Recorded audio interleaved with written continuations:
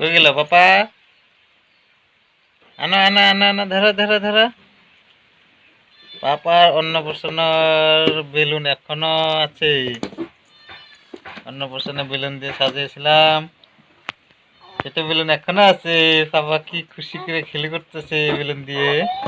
পাপা এ পাপা কই গেলে, কই